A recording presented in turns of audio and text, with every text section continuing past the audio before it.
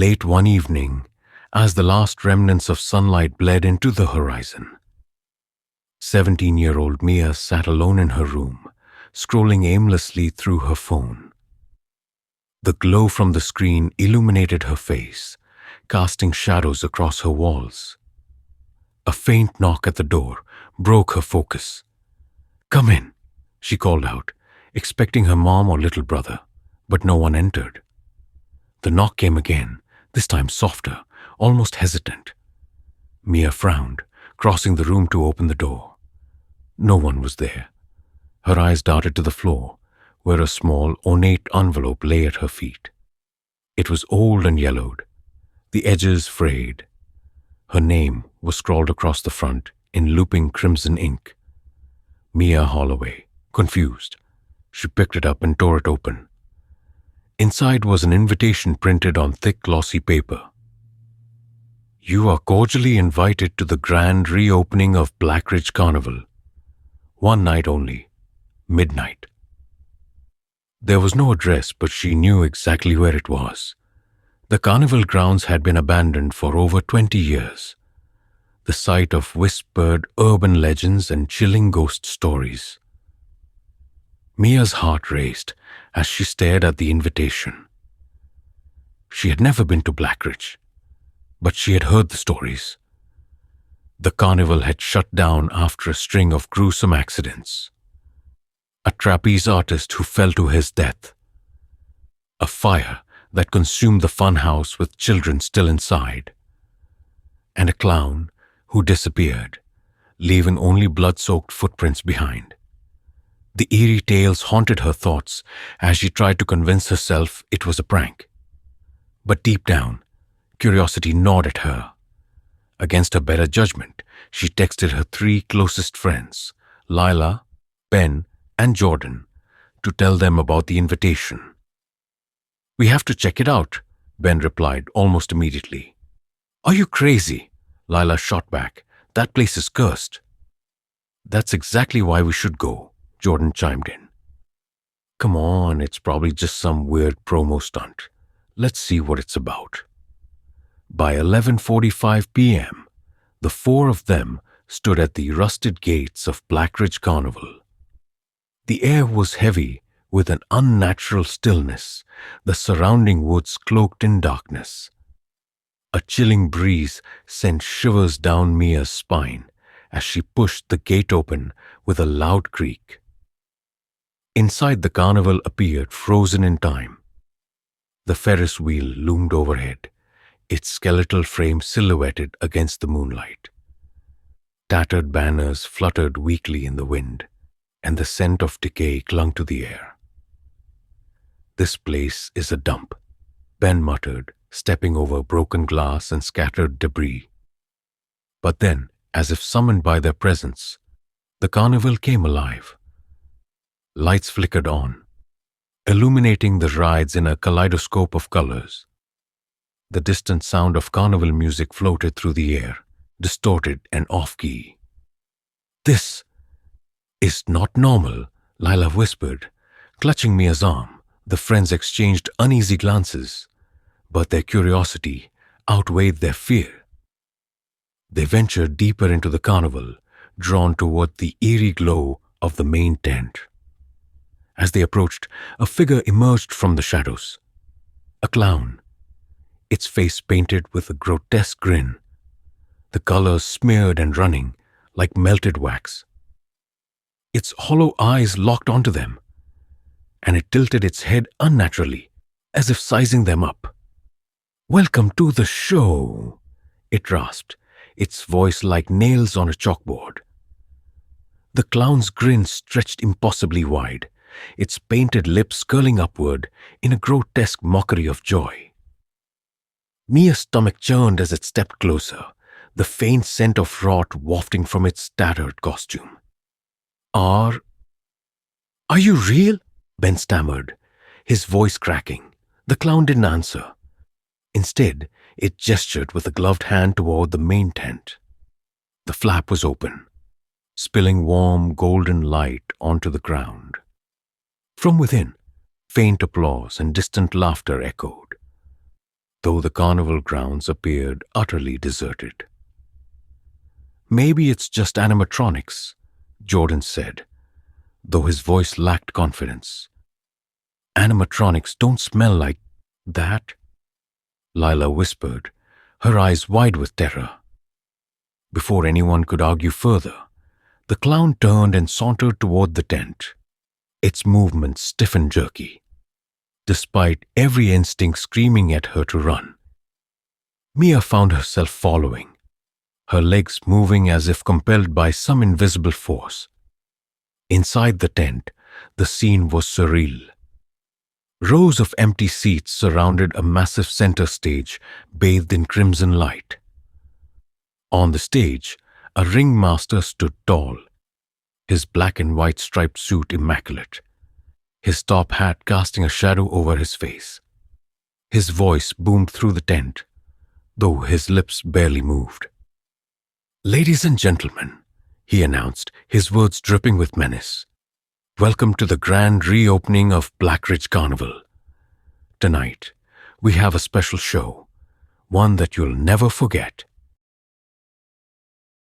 As he spoke, performers emerged from the shadows. The trapeze artist dangled from an impossibly high wire, his body swinging with unnatural grace.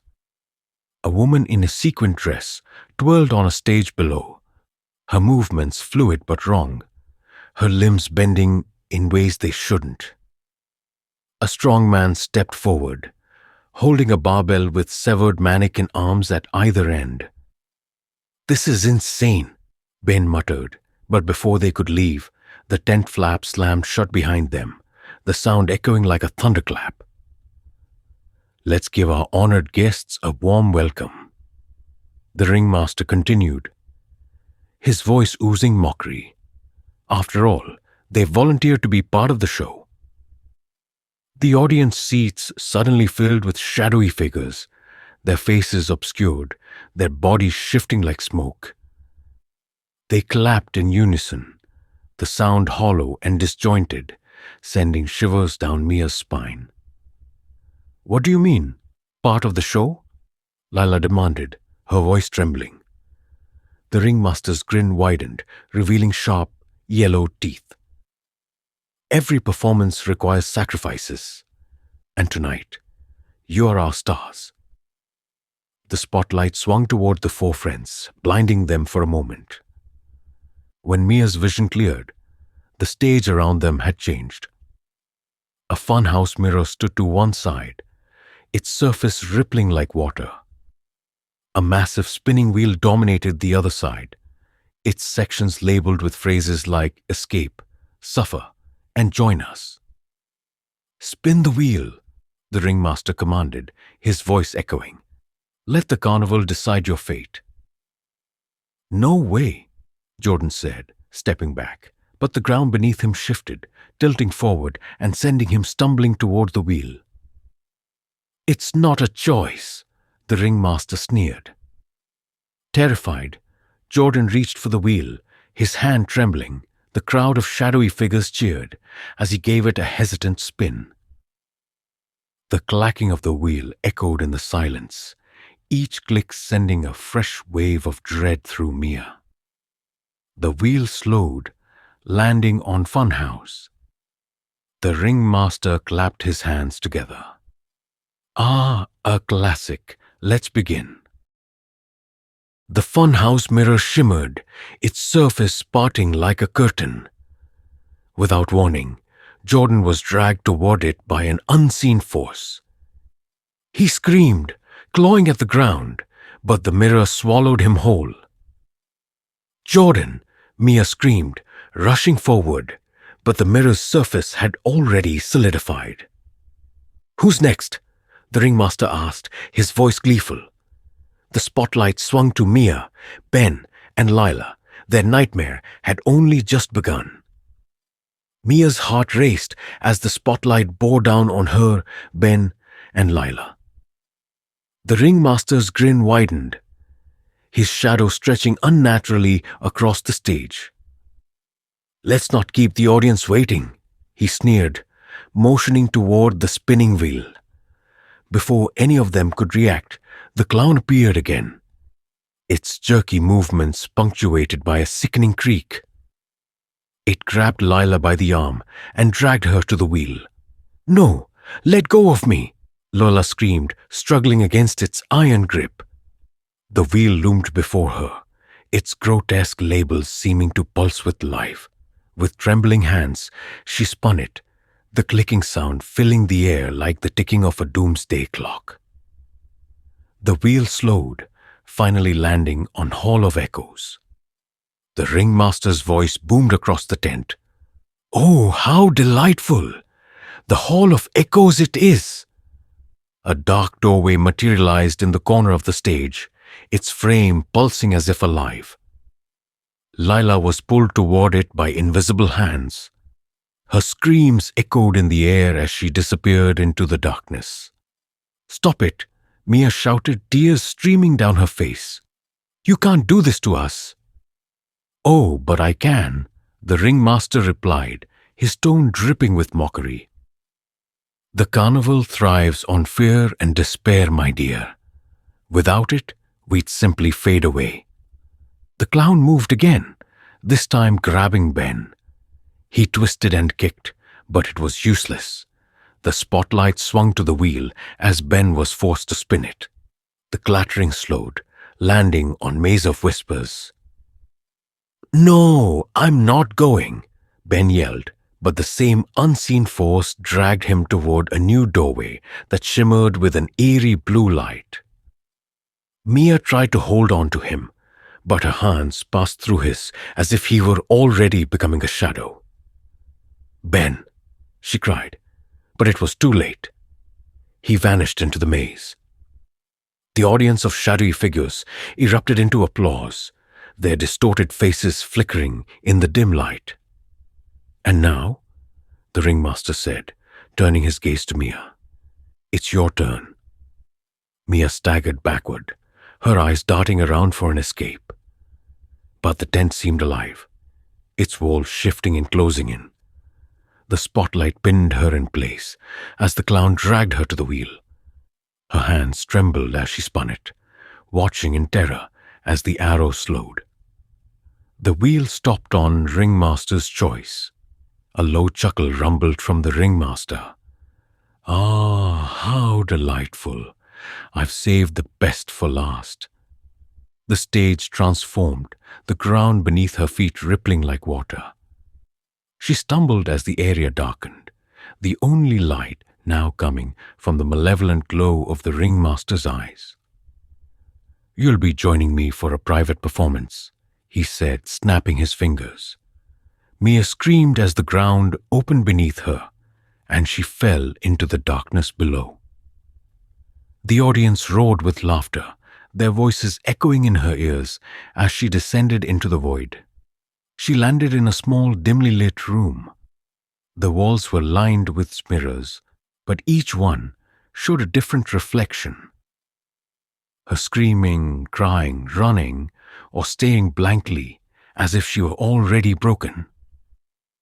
"Welcome to the true heart of the carnival," the ringmaster's voice whispered, though he was nowhere to be seen. "Here, your fear fuels us, your pain gives us life, and now you belong to us." Mia's reflection in the nearest mirror twisted, her face contorting into a grotesque grin, identical to the clown's. She stumbled back, but her image stepped forward, reaching out as if to drag her in. "No!" Mia screamed, her voice echoing endlessly as the mirrors closed in around her.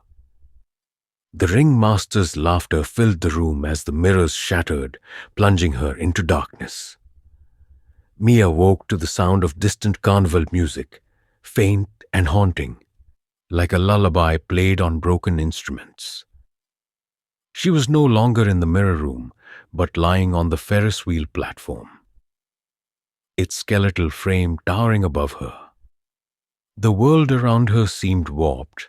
The once abandoned carnival now teemed with a grotesque version of life. The rides were moving, but they groaned and screeched as if alive, their surfaces glistening like wet flesh. She pushed herself to her feet, her limbs trembling. Ben? Lila? Jordan? She called, her voice echoing eerily in the still air. A figure emerged from the shadows, staggering toward her. It was Ben, but his face was pale, his eyes hollow. Mia? He croaked, his voice barely above a whisper. Ben, she cried, rushing to him. But as she reached out, his form flickered like a fading projection. It's too late, he said, his voice distorted. They're inside me. Inside all of us now. Mia stumbled back, her heart pounding. A shrill laugh echoed through the air, and she turned to see the Ringmaster standing atop the Ferris wheel, his shadow stretching impossibly long across the carnival grounds. Ah, Mia, you've survived longer than most, he sneered. But the carnival's finale is reserved for you. The ground beneath her shifted, forcing her to her knees. Around her, the carnival's rides began to collapse, their grotesque forms twisting and writhing as if in pain. The audience of shadowy figures returned, their faces now fully visible, each one a distorted version of someone she knew. Her classmates, her teachers, even her family stared back at her with hollow eyes and twisted grins. "What do you want from me?" she screamed, tears streaming down her face. The Ringmaster descended from the Ferris wheel with inhuman grace, his eyes glowing with malevolence. "Your fear, my dear, your despair. The carnival feeds on it, and when you're empty, you'll become part of the show forever." "No!" Mia shouted, scrambling to her feet. She looked around frantically, her mind racing. There had to be a way out, a way to fight back. Her eyes landed on the funhouse mirror that had swallowed Jordan. Its surface shimmered faintly, as though calling to her. If it was a portal that could take them, maybe it could bring them back. Mia bolted toward the mirror, ignoring the Ringmaster's furious roar. The shadowy figures lunged at her, their ghostly hands grasping at her arms and legs. But she pushed forward, adrenaline coursing through her. Reaching the mirror, she grabbed a shard of broken glass from the ground and smashed it against the surface. The mirror cracked, its light flickering wildly. A deafening wail erupted from the Ringmaster as the carnival began to collapse in on itself. The shadowy figures dissolved into smoke, their screams filling the air.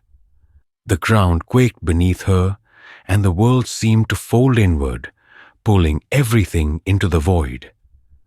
Mia felt herself being sucked into the mirror, her body weightless and spinning. She screamed, the sound swallowed by the collapsing carnival. When she opened her eyes, she was lying on the forest floor beneath the old carnival gates. The invitation was clutched in her hand, now blank and disintegrating into ash. She sat up trembling and looked around. The carnival was gone, leaving no trace it had ever existed. Nearby, Ben, Lila, and Jordan lay unconscious, their faces pale but alive. "Guys," Mia whispered, shaking them awake. They stirred, groaning as they came to. "What happened?" Ben muttered, rubbing his head. "I don't know," Mia said, tears of relief streaming down her face. "But we're out. It's over." As they stumbled away from the cursed grounds, none of them noticed the faint glow of the Ringmaster's eyes in the distance, watching them with a sinister grin. The carnival wasn't gone. It was only waiting.